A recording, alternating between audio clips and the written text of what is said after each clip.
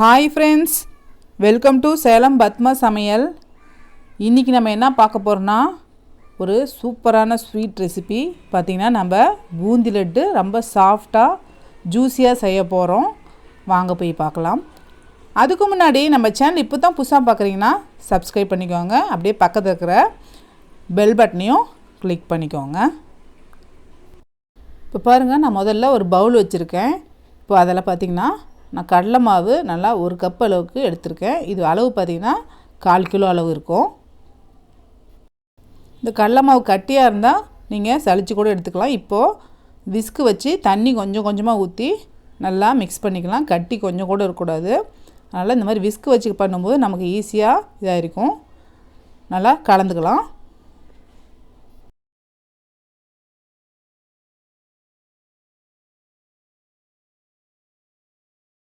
இப்போ பாருங்கள், மாவு இந்த அளவுக்கு நமக்கு தோசை மாவு பதத்துக்கு நம்ம இந்த மாதிரி நல்லா கரைச்சிக்கலாம். இப்போ இதில் உங்களுக்கு விருப்பம்னா நீங்கள் ஃபுட் கலர் போட்டுக்கலாம். நான் கொஞ்சோண்டு எல்லோ ஃபுட் கலர் போடுறேன்.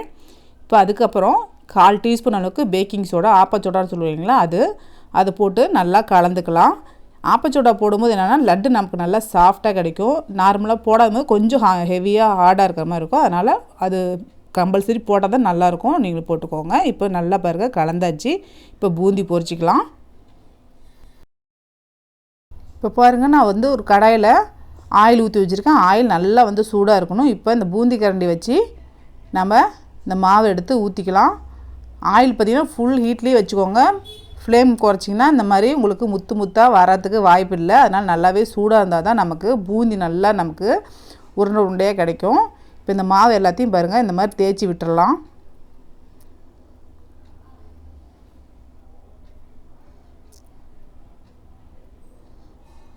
இப்போது கலந்து கொடுத்துக்கலாம். அதே மாதிரி இது ரொம்ப நேரம் கிறிஸ்பாக ஆகிறதுக்கெலாம் விடக்கூடாது. நல்லா ஒரு 2 நிமிஷம் விட்டாலே நமக்கு வெந்துடும். ரொம்ப விட்டோம்னா ரொம்ப கிறிஸ்பாக இருந்துச்சுன்னா லட்டு பார்த்திங்கன்னா ஒரு மாதிரி ஹார்டாக இருக்கிற மாதிரி இருக்கும். அமுத்தி பார்க்கும்போது நமக்கு சாஃப்டாக இருக்கணும் பூந்தி. இப்போ இது கரெக்டான அளவு. இப்போ நாம் இந்த பூந்தியெல்லாம் எடுத்துடலாம்.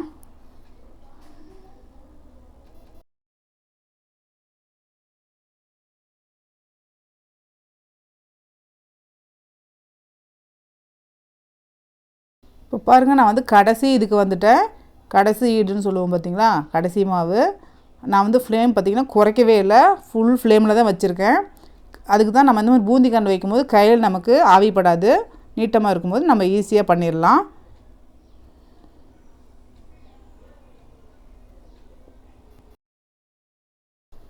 இப்போ எடுத்துடலாம்.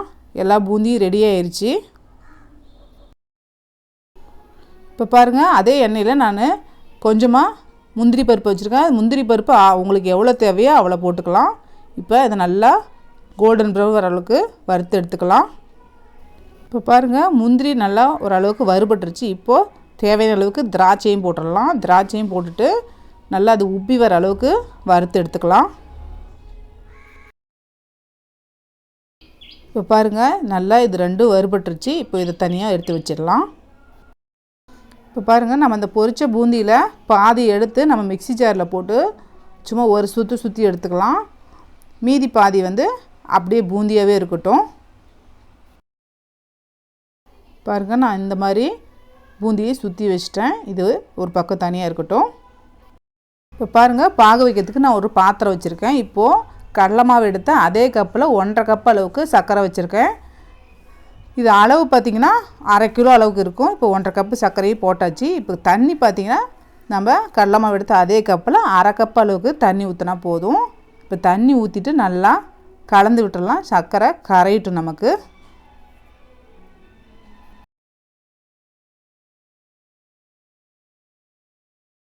இதுக்கு பதம் பாருங்கள், நம்ம அந்த கரண்டிலேருந்து கொஞ்சோண்டு பாகு எடுத்து இந்த மாதிரி கையில் வச்சு இது பண்ணும்போது இந்த மாதிரி கம்பி பதம் வருது பார்த்திங்களா, இதுதான் நமக்கு கரெக்டான பதம். இப்போ இதில் நான் ஒரு 1/2 டீஸ்பூன் அளவுக்கு ஏலக்காய் பொடி வச்சுருக்கேன். அதை போட்டு நல்லா கலந்து விட்டுடலாம். இப்போ நம்ம இதில் இந்த பொரிச்ச பூந்தியை போட்டு கலந்துக்கலாம். ஸ்டவ் நான் ஆஃப் பண்ணல, ஆன்லேயே தான் இருக்குது. இப்போ இதை போட்டு நல்லா இந்த மிக்ஸ் பண்ணி கொடுத்துடலாம்.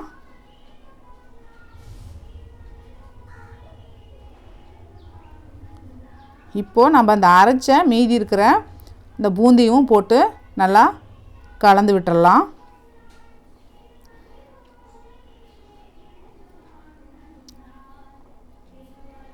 இப்போ பாகு நமக்கு நிறைய இருக்கிற மாதிரி தோணும். ஆனால் ஊற பார்த்திங்கன்னா எல்லாம் நமக்கு பாகு எல்லாமே இழுத்துக்கும். இந்த மாதிரி நல்லா எல்லாம் மிக்ஸ் பண்ணி விட்டுடலாம். ஒரு 2 நிமிஷம் அப்படியே ஸ்டவ்லேயே வச்சு மிக்ஸ் பண்ணி நம்ம ஸ்டவ் ஆஃப் பண்ணிடலாம். இப்போது இதை நம்ம க்ளோஸ் பண்ணி ஒரு 1/4 மணி நேரம் அப்படியே விட்டுறலாம். இப்போ பாருங்கள், சூடாக இருக்கும்போதே நான் இதில் 1 டேபிள் ஸ்பூன் அளவுக்கு நெய் வச்சுருக்கேன். அதையும் ஊற்றி நம்ம கலந்து அப்படியே க்ளோஸ் பண்ணி 15 நிமிஷம் விட்டுறலாம்.